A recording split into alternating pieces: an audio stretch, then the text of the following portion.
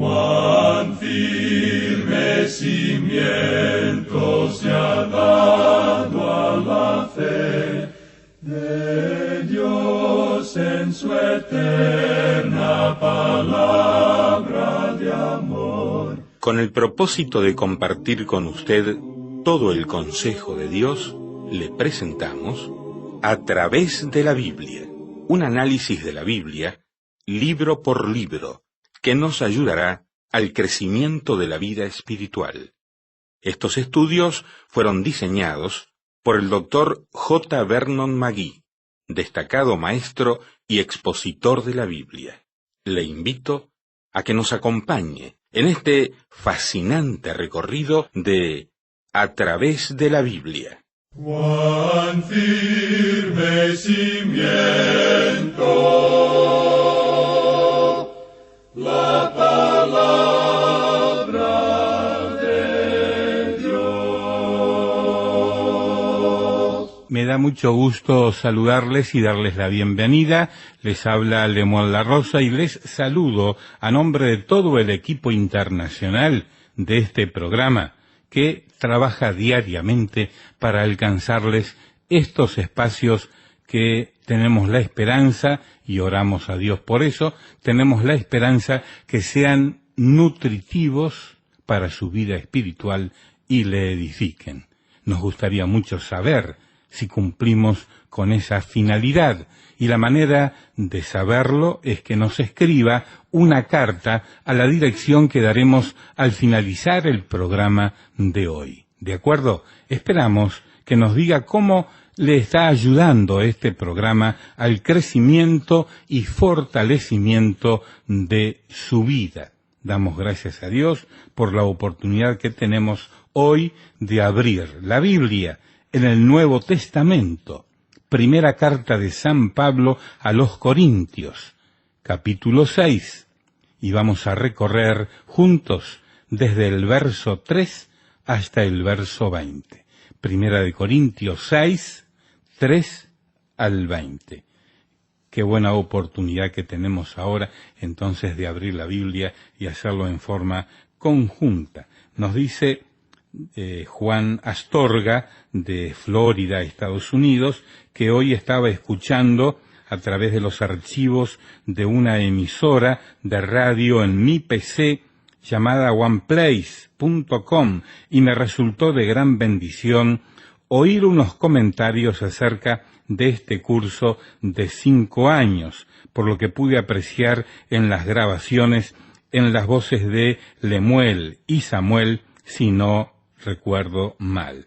Aunque es muy pronto para opinar algo, sí me parece que este siervo de Dios, J. Vernon McGee, del cual proceden los estudios, mantuvo una sana doctrina del Evangelio, y esta es una cosa escasa en nuestros días plagados de falsas doctrinas que han pretendido contaminar el Evangelio de Jesucristo.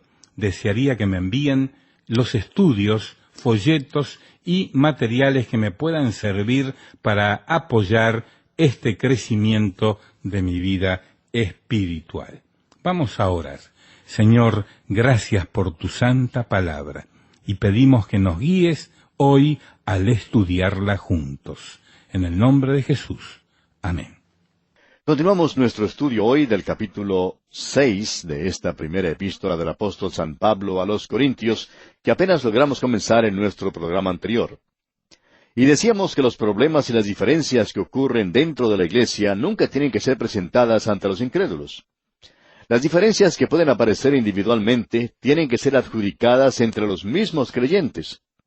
Y creemos que esa es la razón por la cual el divorcio entre dos creyentes es muy malo. Pero lo hace peor aún el ir ante un tribunal secular y presentar todos los problemas ante los incrédulos. Creemos que eso es algo muy serio, y es una de las razones por la cual, cuando dos creyentes no tienen manera alguna de llegar a una reconciliación, lo mejor es una separación legal y no un juicio ante un tribunal secular. ¿Por qué entonces debe un creyente dejar que sean sus hermanos los que juzguen y no llevarlo ante un mundo perdido? Bueno, Hay muchos en el día de hoy, decíamos, que prefieren llevar sus cosas ante el mundo perdido y no permitir que lo hagan los creyentes.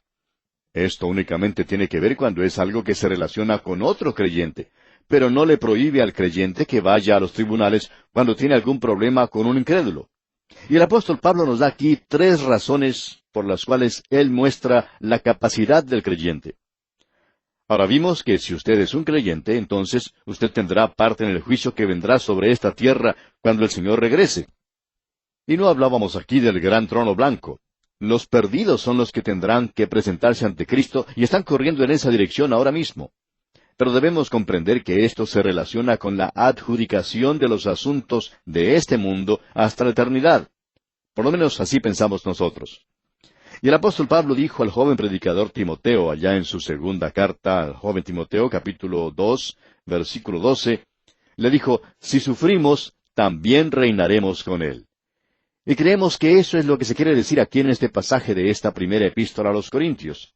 Nosotros juzgaremos, debemos indicar cuál será el grado de castigo que corresponde en los asuntos de este mundo. Ahora el apóstol continúa en el versículo 3, y él presenta allí una serie de ¿o no sabéis? Y cuando Pablo usa esta expresión, él tiene una manera muy delicada de decir que los hermanos son ignorantes.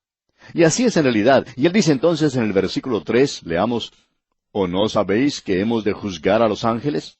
¿Cuánto más las cosas de esta vida? Pablo entra aquí en otra área que presenta otro aspecto de la verdad.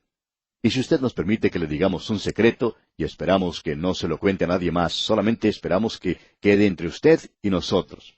Y es este. Debemos confesar que aquí no entendemos lo que realmente él quiere decir. No lo podemos comprender. Todo lo que sabemos es que el hombre fue hecho un poco menor que los ángeles, y por medio de la redención, el hombre fue elevado a un lugar de comunión con Dios sobre los ángeles. Dios permitió que el hombre cayera, y él nunca lo hubiera permitido si no hubiera pensado que eso iba a obrar para bien.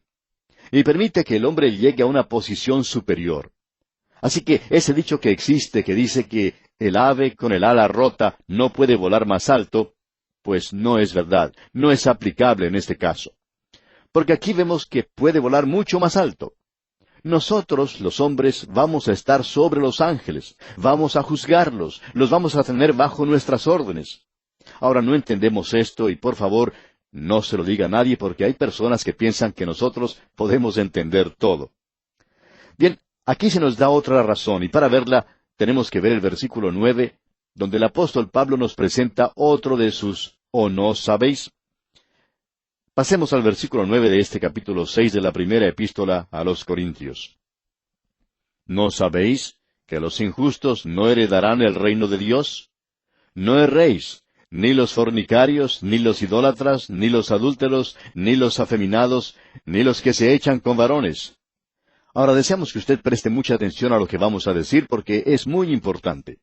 Ningún juez o jurado secular está equipado para hacer decisiones espirituales. Ellos no tienen ningún entendimiento de los principios espirituales.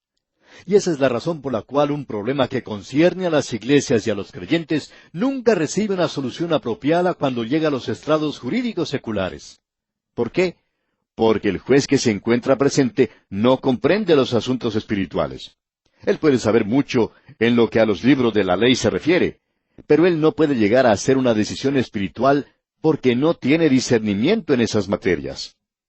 Quisiéramos ser francos con usted, amigo oyente, cuando decimos que en el día de hoy, por ejemplo, yo no iría con confianza. Iría más bien con temor y temblor ante un tribunal que tiene un juez secular para que él decida algo sobre mí o sobre mi propiedad. Porque yo no creo que un juez secular sea capaz de hacerlo. Cuando uno observa un juicio y considera a las personas que forman el jurado, puede dar gracias a Dios que uno no es el que está sentado en el banquillo de los acusados. Porque ellos pueden tomar decisiones que nunca le ayudarán a uno. Cuando uno escucha sus declaraciones, se puede dar cuenta que ellos no son capaces de realizar apropiadamente esas funciones. Y esa es la razón por la cual no nos podemos confiar de ellos. Y los creyentes en la actualidad no parecen estar confiando en los demás creyentes como debieran hacerlo. Ahora volvamos un poco más atrás al versículo 5, ya que nos habíamos adelantado un poco. Y en el versículo 5 de este capítulo 6 de la primera carta a los Corintios, el apóstol Pablo dice, «Para avergonzaros lo digo, pues ¿qué? ¿No hay entre vosotros sabio, ni aun uno, que pueda juzgar entre sus hermanos? Y rápidamente quisiéramos agregar aquí que hay algunos creyentes ante los cuales, francamente, tampoco me gustaría comparecer. Y nos alegramos mucho saber que no tenemos que presentarnos ante algunos de los santos que conocemos. Hay un dicho que indica algo como lo siguiente: el morar con los santos en el cielo será glorioso, pero morar con ellos en la tierra no es tan hermoso. Y francamente, a mí no me gusta que algunos de los santos que conocemos me tengan que juzgar, por ejemplo.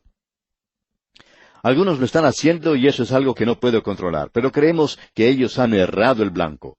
Y el apóstol Pablo está diciendo aquí, para avergonzaros lo digo. Pues ¿qué? ¿No hay entre vosotros sabio? Cuando uno va a un tribunal secular, está diciendo que ninguno de los santos es capaz de solucionar el problema. Y creemos que sí son capaces. Conocemos algunos hermanos en el Señor que merecen toda nuestra confianza, en los cuales con mucho gusto pondríamos nuestra vida en sus manos.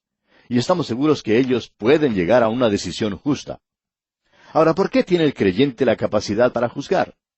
Bueno, el apóstol Pablo hablará sobre esto. Veamos ahora lo que él dice en el versículo 11 de este capítulo 6. Y esto erais algunos, mas ya habéis sido lavados, ya habéis sido santificados, ya habéis sido justificados en el nombre del Señor Jesús y por el Espíritu de nuestro Dios. Usted ha sido lavado, amigo oyente.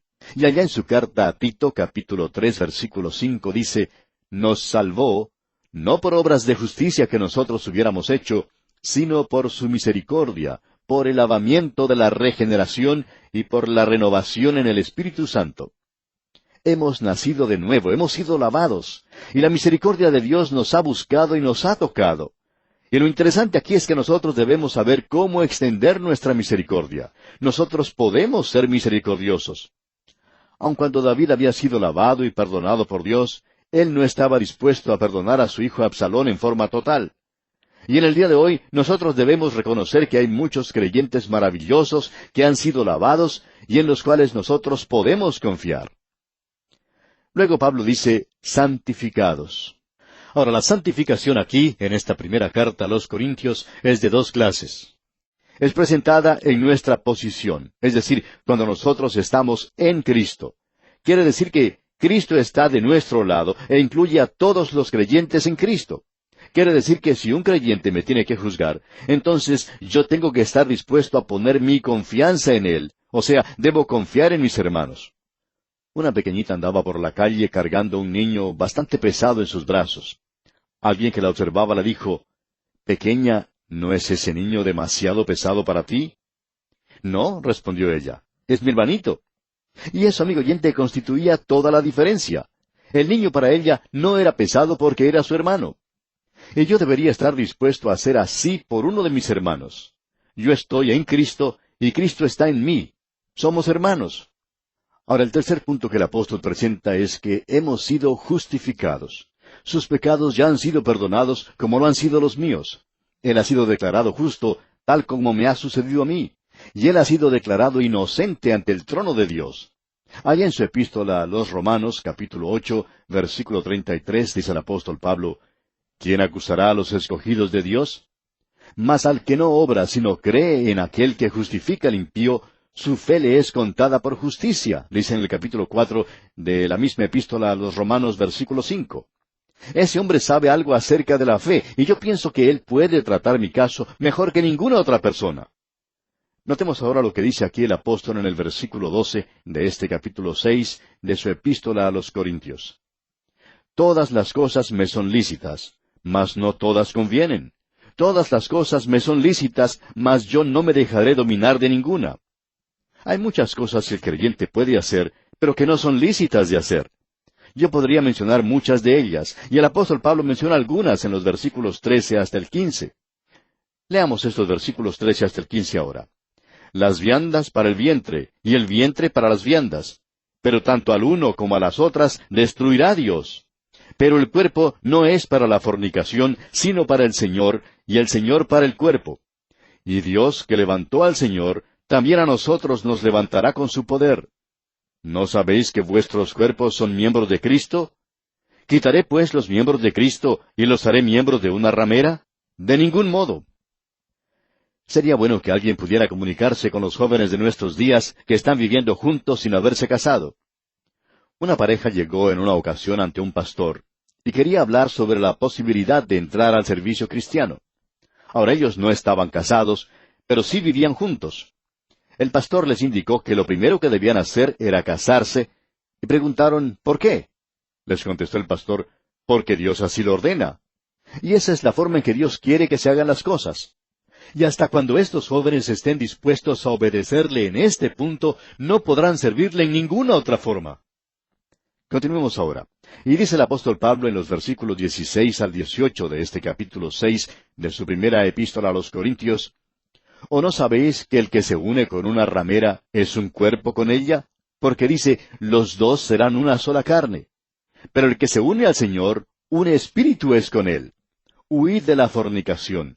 Cualquier otro pecado que el hombre cometa está fuera del cuerpo, mas el que fornica contra su propio cuerpo peca. Usted no puede estar viviendo en la inmoralidad, amigo oyente, y al mismo tiempo servir a Dios. En nuestros días hay personas que están tratando de hacer eso, y lamentablemente son aceptados por los demás. Pero Dios no los acepta. Y luego continúa el apóstol Pablo aquí en los versículos 19 y 20 y dice, ¿O ignoráis que vuestro cuerpo es templo del Espíritu Santo, el cual está en vosotros, el cual tenéis de Dios, y que no sois vuestros?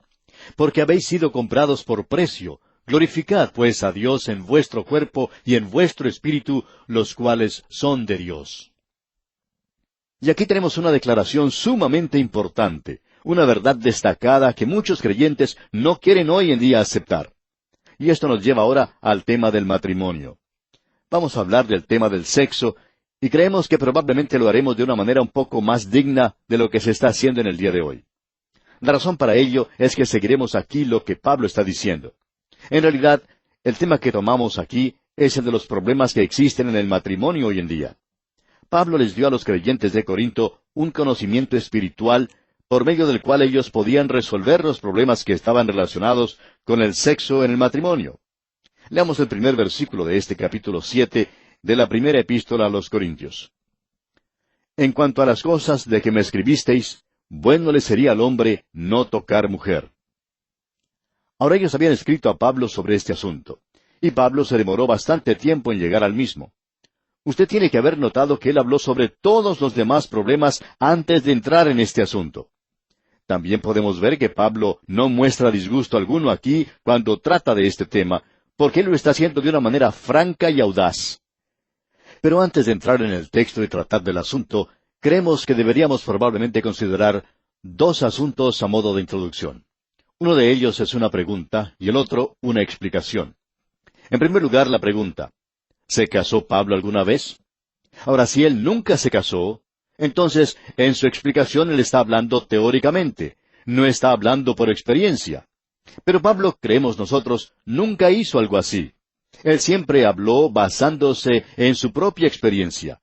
Y tampoco es el método del Espíritu de Dios escoger a un hombre que no sabía nada acerca del tema sobre el cual el Espíritu de Dios quería que escribiera. Ahora, siempre se ha dado por sentado que el apóstol Pablo no era casado.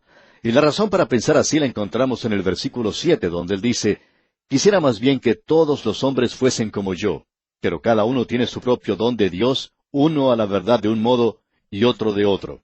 Al leer esto, muchos llegan a la conclusión que Pablo era soltero. Y creemos que es necesario prestar mucha atención al próximo versículo. Ahora muchos dirán, bueno, usted ya prestó atención a esto porque en realidad nos hemos quedado con la impresión que Pablo pues no era casado, porque dice allá en el versículo 8, y lo vamos a leer, «Digo pues a los solteros y a las viudas que bueno les fuera quedarse como yo». Y alguien quizá diga aquí entonces que él está diciendo que era soltero. Bueno, hemos supuesto eso, que él era soltero. Pero él está mencionando dos clases de personas aquí, fíjese usted, los solteros y las viudas o viudos. Así que él podía haber sido cualquiera de los dos. Es difícil pensar que Pablo siempre fuera soltero por la clase de persona que él era y por sus antecedentes. Pablo era miembro del Sanedrín, y la regla o requisito del Sanedrín era que todos sus miembros fuesen casados. Esa era la primera condición. Solamente un hombre casado podía pertenecer a ese grupo. Y Pablo lo menciona en esa confesión maravillosa de su testimonio que él da en el capítulo 26 del libro de los Hechos, algo realmente glorioso. Y en el versículo 10 de ese capítulo 26 de los Hechos dice, lo cual también hice en Jerusalén. Yo encerré en cárceles a muchos de los santos, habiendo recibido poderes de los principales sacerdotes, y cuando los mataron, yo di mi voto. Ahora, ¿cómo puede haber votado en este asunto? Este asunto fue presentado ante el Sanedrín y sus miembros votaron sobre eso. Y Pablo dice que él siempre votó contra los creyentes. Pablo, pues, era miembro del Sanedrín, y por ello indica que era casado, porque como ya dijimos, todos los miembros del Sanedrín eran casados. Siempre hubo mucha insistencia para que el joven judío se casara.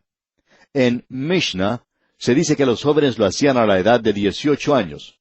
Y también hallamos en Yevamo, que es un comentario sobre Génesis, capítulo 5, versículo 2, que dice que un judío que no tiene esposa no es un hombre. De paso debemos decir que deberíamos prestar más atención a eso. Por tanto, pensamos que el apóstol Pablo sí era casado. Ahora creemos que Pablo era viudo y que nunca se volvió a casar, por lo que dice en el capítulo 9, versículo 5. Dice, ¿no tenemos derecho de traer con nosotros una esposa cristiana, como también los otros apóstoles y los hermanos del Señor y Cefas? Creemos que lo que Pablo está diciendo aquí es, yo me podría casar si así lo quisiera. Tengo derecho a hacer eso. Pero no lo hago por la sencilla razón que pienso que en mi ministerio no quisiera pedirle a una mujer que me siguiera por todas partes en los continuos viajes provocado por la clase de trabajo que tengo. Pensamos pues que el apóstol Pablo había amado a alguna mujer en el pasado y que ella había correspondido a ese amor. Él habla de las relaciones en el matrimonio de una manera muy tierna. Él dice, maridos, amad a vuestras mujeres, así como Cristo amó a la iglesia y se entregó a sí mismo por ella. Nosotros debemos regresar a eso. Permítanos presentar ahora el comentario que hizo el escritor F. W. Farrar en su libro La vida y la obra de San Pablo. Dijo esto: la otra pregunta que se hace es, ¿fue casado Saulo?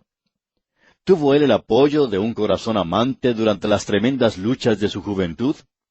Entre el ir y venir de las luchas del espíritu, que eran el resultado de una creencia imperfecta y sin satisfacción, ¿hubo en el turbado mar de su vida alguna islita que fuera su hogar, donde él pudiera encontrar refugio de sus incesantes pensamientos?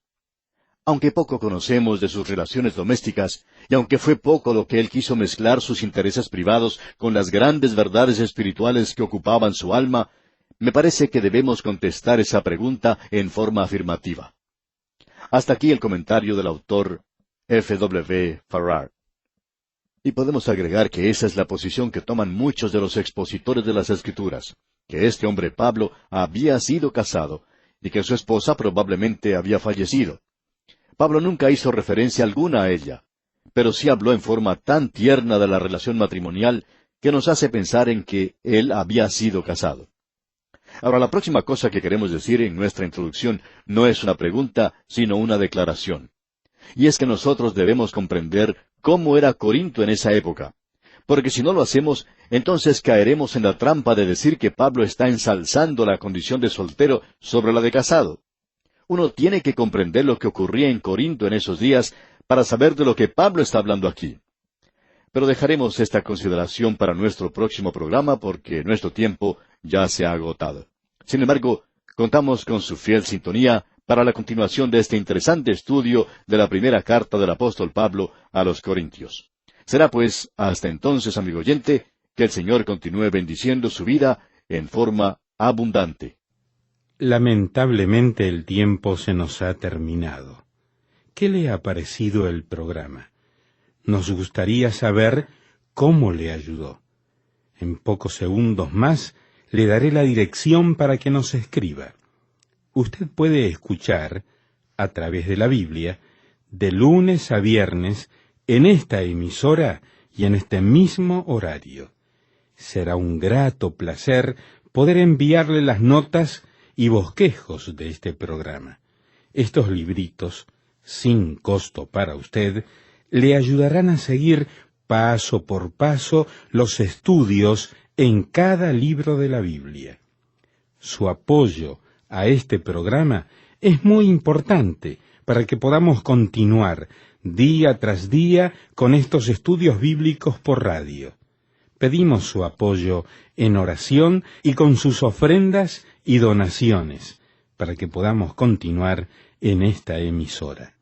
Si necesita más información o sencillamente para que nos cuente acerca de los beneficios que recibe de este programa, escriba a la siguiente dirección: A través de la Biblia, apartado 2805, Miami, Florida, 33265, 2805, Estados Unidos. Repito, programa A través de la Biblia, apartado 2805, Miami, Florida, 33265, 2805, Estados Unidos. Por correo electrónico, escriba a atv@transmundial.org.